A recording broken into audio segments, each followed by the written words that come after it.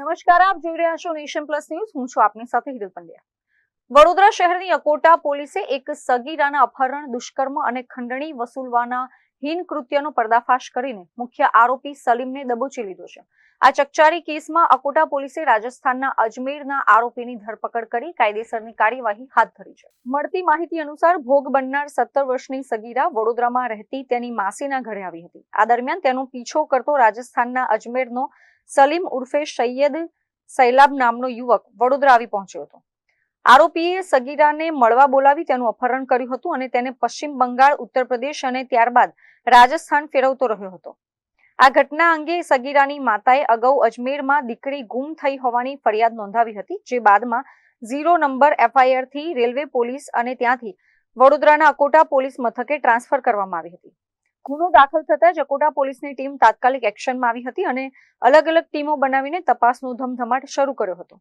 પોલીસની ટીમે ભારે જહેમત બાદ સગીરાને આરોપીની ચુંગાલમાંથી હેમખેમ મુક્ત કરાવી હતી. મુક્ત કરાયેલી સગીરાના સત્તાવાર નિવેદનના આધારે પોલીસે આ કેસમાં અપહરણની સાથે દુષ્કર્મ અને પોક્સો એક્ટની કલમો ઉમેરવા માટેનો રિપોર્ટ રજૂ કરીને ગુનો દાખલ કર્યો હતો.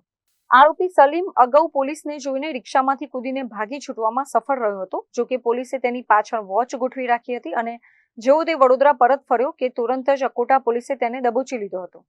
હાલ પોલીસે આરોપી સલીમ ઉર્ફે સૈયદ સૈલાબની વિધિવત ધરપકડ કરી છે અને આ ગુનામાં તેની પૂછપરછ કરવા તેમજ વધુ પુરાવા એકત્રિત કરવા માટે તેને કોર્ટમાં રજૂ કરી રિમાન્ડ મેળવવાની તજવીજ હાથ ધરી છે.